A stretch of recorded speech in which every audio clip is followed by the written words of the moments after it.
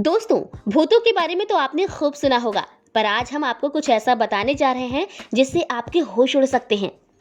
दुनिया भर में कई ऐसी जगह हैं जो अपने दामन में कई रहस्यमय घटनाओं को समेटे हुए हैं। ऐसी ही कुछ है राजस्थान के जैसलमेर जिले के कुलधरा गांव में।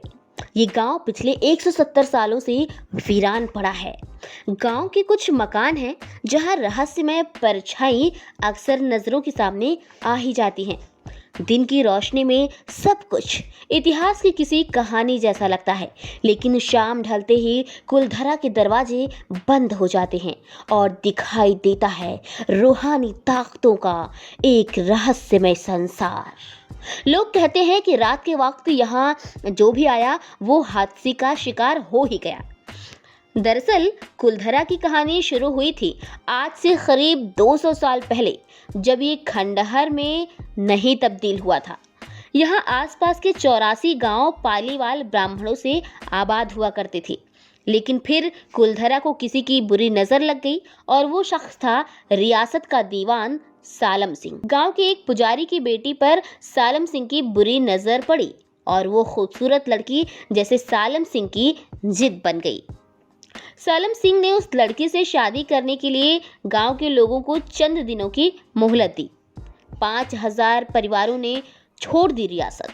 जी हाँ, ये लड़ाई अब गांव की एक कुंवारी लड़की के सम्मान और गांव के आत्मसम्मान की थी। गांव की चौपाल पर पालीवाल ब्राह्मणों की बैठक हुई और 5000 से ज्यादा परिवारों ने अपने सम्मान के लिए रियासत छोड़ने का फैसला ले लिया। अगली शाम कुलधरा कुछ यूं वीरान हुआ कि आज परिंदे भी उस गांव की सरहदों में दाखिल नहीं होते। ऐसी ही एक कहानी है दुर्गापुर की, जो कि झारखंड के बोकारो में पड़ता है। कहा जाता है कि इस गांव में लोग होली पर रंग नहीं खेलते, क्योंकि उनका मानना है कि ऐसा करने से गांव में भयंकर महामारी और आपदा आ सकती है। कहते हैं कि होली खुशियों का त्योहार होता है। इस मौके पर लोग एक दूसरे को खुशियां बांटते हैं, लेकिन दुर्गापुर में 100 साल से लोगों ने होली नहीं मनाई। होली आते ही इस गांव में सन्नाटा पसर जाता है, जैसे कोई मातम छाया हुआ हो। इस गांव में एक कहानी प्रचलित है। लोग कहते हैं कि 100 साल पहले दुर्गापुर नामक इस गांव में दुर्गा प्रसाद नाम के एक राजा का शासन था। उन्हें होली का त्योहार बेहद पसंद था, लेकिन एक रोज होली के दिन ही राजा के बेटे की मौत हो गई। उसके बाद से गांव में जब भी होली का त्योहार मनाया जाता था, वहां या तो सूखा पड़ जाता था या फिर महामारी फैल जाती है, जिसमें सैकड़ों लोग मारे भी जाते थे। महामारी से तंग आकर राजा ने समस्त प्रजा को होली का त्योहार न मनाने का आदेश दिया, लेकिन कुछ सालों के बाद इत्तेफाक से उस राजा की भी मौत होली के दिन ही हो गई।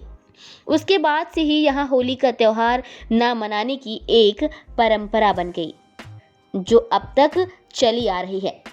उनका मानना है कि अगर राजा के आदेश की अवहेलना की तो उनका भूत आकर गांव में तबाही मचा देगा। इसी तरह की बातें दोस्तों हमारे भारत में ही नहीं बल्कि विदेशों में भी काफ़ी प्रचलित हैं। तो आपकी क्या राय है इन रूहानी ताकतों के बारे में? कमेंट बॉक्स में हमें ज़रूर बताएं।